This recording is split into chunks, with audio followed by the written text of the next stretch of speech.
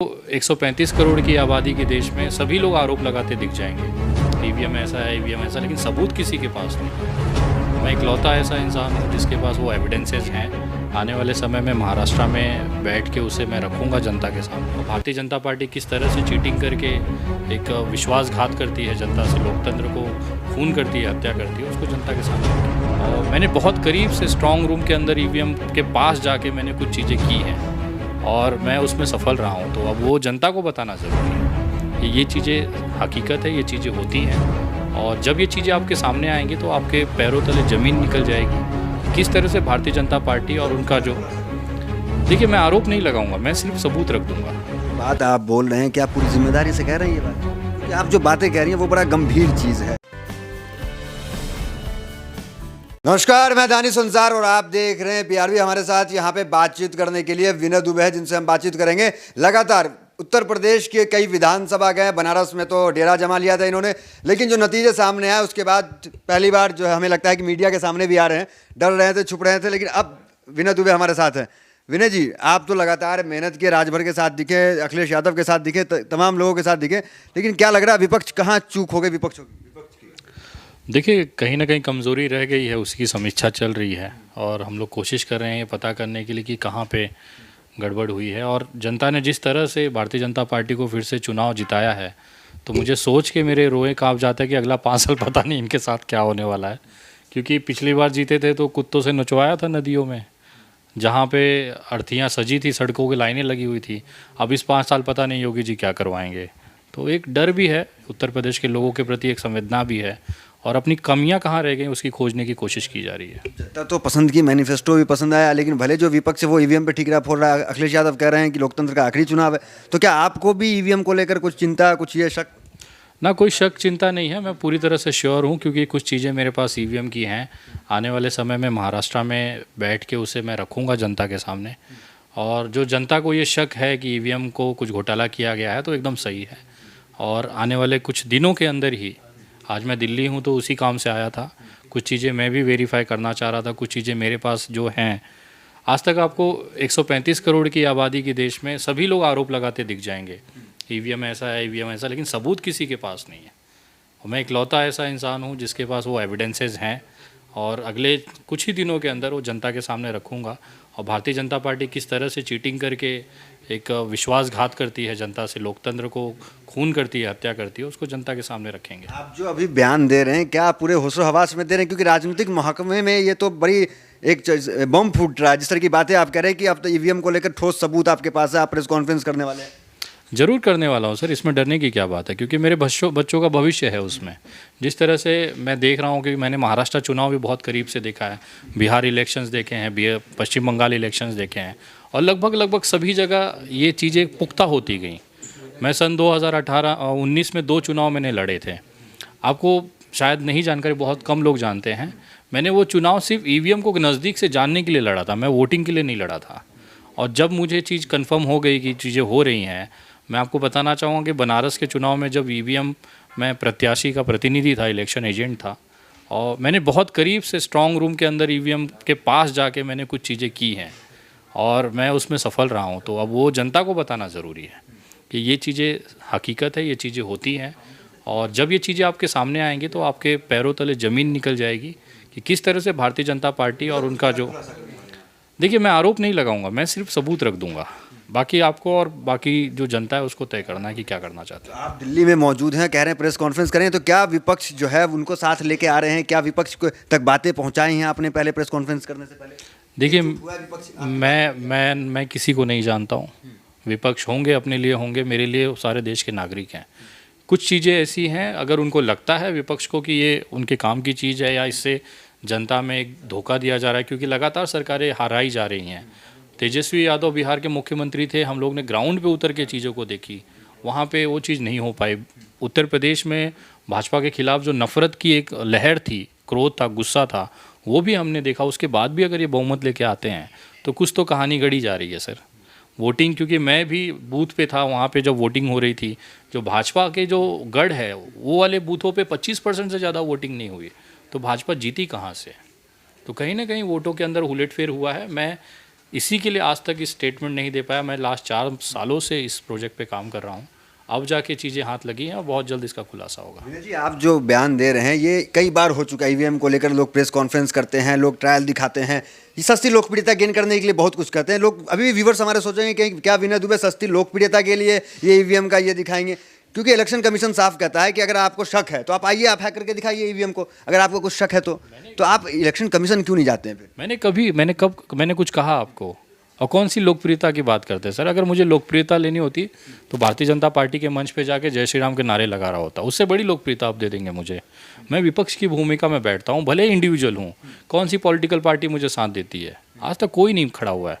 और रही बात, मैं आरोप तो लगा ही नहीं रहा हूँ, मैं कुछ चीज़ें रख रहा हूँ देश के सामने, वो आप तय कर लीजिए कि वो गलत है कि सही है। मैंने तो ये नहीं कहा कि ईवीएम हैक हो गई, या बीजेपी ने बहुत गड़बड़ करके वोटों की संख्या बदल दी, या बीजेपी ने पूरा प्रशासनिक तंत्र लगा कि अभी एमएलसी चुनाव जीत जाएगी। मैं आपको रिजल्ट अभी दे रहा हूँ, एमएलसी चुनाव के रिजल्ट 9 अप्रैल को आएंगे ना। उत्तर प्रदेश के सारे एमएलसी सीटों पे भारतीय जनता पार्टी जीत चुकी है। अब वोटिंग कराने का समय बर्बाद कर रहे हैं। 9 अप्रैल को वो भी देख लीजिएगा। तो मतलब ये जो चुनाव हो रहे हैं प्रदेश में, ये बस एक दिखावा है? जनता को बेवकूफ़ बनाया जा रहा है, चूतिया बनाने का धंधा है पूरा ये। चुनाव हो ही कहाँ रहे हैं सर? चुनाव के सिर्फ एक फॉर्मेलिटी निभाई जा रही है, लोगों को दिखाया जा रहा है कि प्रत्याशी नामांकन कर रहे हैं, यहाँ पे वोट गिरेंगे, नामांकन आएगा। रिजल्ट तो हमें अभी से पता है ना। 9 अप्रैल की न्यूज़ अभी मुझे कैसे पता चल जाएगी? मैं जब मैं उत्तर प्रदेश ना, पूरा भरोसा है सर, मेरा पूरा निष्पक्ष तरीके से चुनाव आयोग काम करे, उसमें चुनाव आयोग की कोई गलती नहीं है।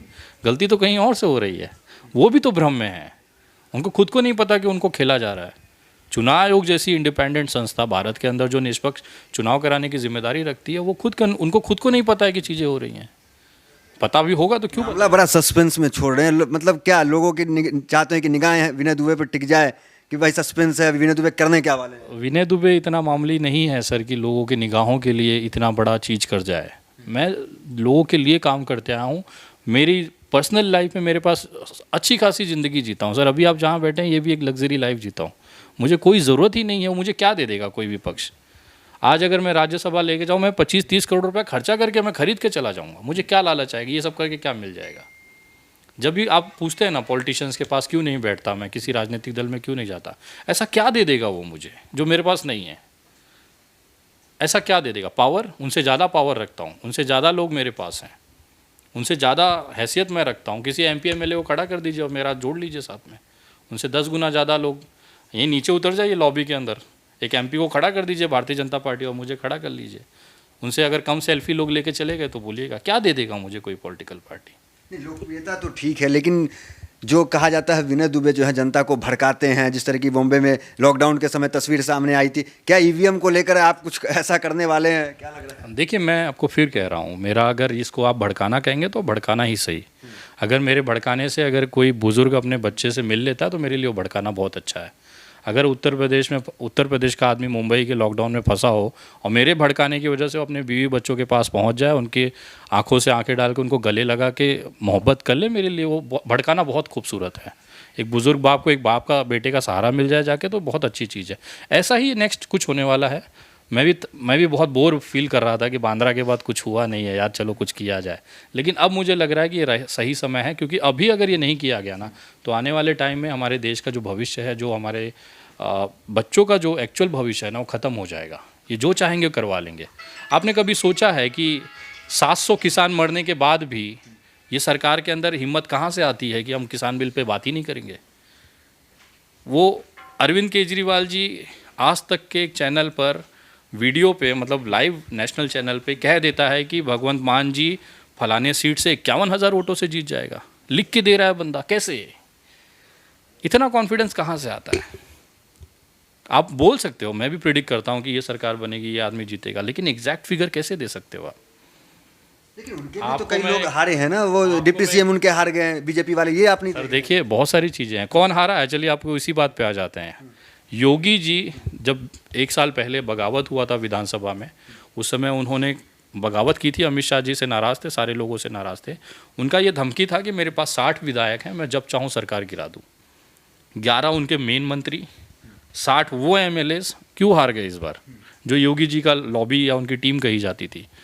हिंदुत्व का चेहरा संगीत सोम हैट्रिक मारने वाला था, वो हार जाएगा। बाकी छोड़ दीजिए, मतलब हराया गया आपके अनुसार। मैं बता रहा हूँ बहुत सारी चीज़ें हैं सर, मैं आपको सिर्फ उदाहरण दे रहा हूँ, हिंट दे रहा हूँ कि अगर आप समझना चाहें तो समझ सकते हैं। योगी जी की जो खुद की संगठन है हिंदू युवा वाहिनी, उसका प्रदेश अध्यक्ष वो चुनाव हार जाता है, कैसे पॉसिबल है ये?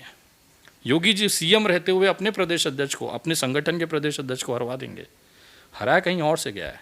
आज योगी जी सिर्फ एक कठपुतली के तौर पे, जो उनकी ताकत थी ना, वो जो 60 विधायक थे वो समाजवादी को दे दिए गए, ये पकड़िए आप, योगी जी की पूरी ताकत निकाल दी गई, अब 60 आपके बढ़ गए। कुल मिला के आपके अनुसार ये ईवीएम की सरकार बन गई है। अब जो भी सरकार बनी है वो आने वाले प्रेस कॉन्फ्रेंस में आपके सामने एविडेंस रखूंगा, मैं आरोप नहीं लगा रहा हूँ किसी पे कि किसने किया क्या किया, मैं सिर्फ चीज़ें रख दूंगा, आप तय कर लीजिए। तो बहुत विपक्ष पूरी मजबूती से लड़ा आपके अनुसार? मत लड़े, मुझे क्या दिक्कत है सर? अभी चुनाव हो गए हैं, आप तो बड़ी करीब से देखें, क्या लग रहा है मजबूती से लड़ा है? सभी ने मेहनत किया, 305 से 309 सीटें समाजवादी जीती हैं, गठबंधन जीता है, जो मेरे हिसाब से है, और उसी को लेके मैं तथ्य रखूंगा, किस तरह से चीटिंग की गई, किस तरह से चीज़ें रखी, एविडेंस है। तो ये करने से, एविडेंस रखने से अब कुछ हो पाएगा? योगी जी शपथ लेने वाले हैं 25 को। ले लीजिए, मैं इंतज़ार कर रहा हूँ, शपथ लीजिए, उसके बाद जनता के सामने रखेंगे ना। मेरे को कुछ चीज़ें अभी भी ज़रूरी है, मेरे ड्रॉर में आप देखेंगे इलेक्शन कमीशन के पत्र पड़े हैं, कुछ जवाब मैंने मांगे हैं, वो लिया है मैंने जवाब।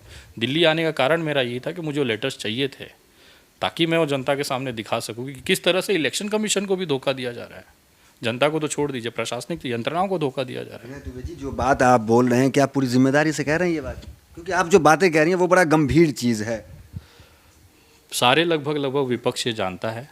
मैंने 8 तारीख को चुनाव आयोग ने डिक्लेयर किया था चुनाव, आपको रिकॉर्ड उठा के देख लीजिए। 9 जनवरी को मैंने सारे जो उत्तर प्रदेश के मेन विपक्ष थे उनको मैंने बता दिया था कि 272 सीटें भारतीय जनता पार्टी जीत रही है और 131 पे पूरा बीजेपी है। अब आप रिजल्ट उठा के देख लीजिए, मेरी बात गलत हो तो बताइए। जी, एक सवाल ये होता है कि अगर बीजेपी का इतना हर जगह कब्जा होता तो बंगाल क्यों हार जाती बीजेपी, पंजाब क्यों हार जाती? सभी के पास सिस्टम है सर, अकेले भाजपा थोड़ी है। जो चीज़ें हैं मार्केट में वो लगभग सभी के पास है, जिसका चल गया उसका जादू, जिसका नहीं चल पाया। कांग्रेस इतनी बड़ी पार्टी, उसके पास वो सिस्टम नहीं है। टीएमसी के पास सिस्टम आ गया, नई पार्टी आम आदमी पार्टी का सिस्टम आ गया। मैं तो उनके घर जाता नहीं, उनके कार्यालय जाता नहीं, तो मुझे नहीं पता उनके पास है कि नहीं है। लेकिन बीजेपी जिस तरह से इस देश में कर रही है, और कुछ चीज़ें जब मैं रखूँगा उसके बाद आप मेरा दूसरा इंटरव्यू लीजिएगा, आपको पूरा क्लियर हो जाएगा। अच्छा, योगी जी का कार्यकाल कैसा रहा? क्या लग रहा है जनता उनसे खुश नहीं रही? जो हिंदुत्व मॉडल था उनका, लोग तो कह रहे हैं कि अब हिंदुत्व मॉडल चल गया। हाँ, बहुत अच्छी बात है, बहुत सारी शुभकामनाएं हैं। अगर उत्तर प्रदेश की जनता को कुत्ते निचवाना ही, अपने घर के परिजनों की लाशें दफनाना ही अगर अच्छा लग रहा है तो लगवाएं, मेरे लिए कौन सा जा रहा है। मैं महाराष्ट्र में, मुंबई में बैठा हूँ, ऐश की ज़िंदगी जी रहा हूँ, जिसको झेलना है वो झेलेगा। जो बड़ी खबर की बात कर रहे हैं, कब तक प्रेस कॉन्फ्रेंस हो रही है? अगले 5 से 7 दिन ज़्यादा से ज़्यादा, क्योंकि मैं लगभग अपनी तैयारी कर चुका हूँ और मुझे किसी की ज़रूरत नहीं भाई। मीडिया के लोग आमंत्रित रहे हैं? आए, उनकी मर्ज़ी, नहीं आया तो मेरा क्या बिगाड़ लेंगे। सोशल मीडिया है मेरे पास, मेरी सबसे बड़ी ताकत है, और हर दिन धमाका करूँगा, हर दिन एक एक एविडेंस रखूँगा और सवाल पूछूंगा चुनाव आयोग से, हमारे माननीय गृह मंत्री से, हमारे माननीय प्रधानमंत्री से कि क्या है ये सब। अगर गलत है तो आप मुझे जेल में डाल दीजिए, और सही है तो भी कार्रवाई होनी चाहिए। मेरे आरोप नहीं होंगे, मैं सबूत रखूंगा। आरोप तो पूरा देश देख रहा हूँ, 500 लोग, कोई सुप्रीम कोर्ट का बड़ा सा वो एडवोकेट है, वो भी जन आंदोलन करेंगे। किस चीज़ का आंदोलन करेंगे? कोई एविडेंस है नहीं, सिर्फ भौंके जा रहे हैं सारे।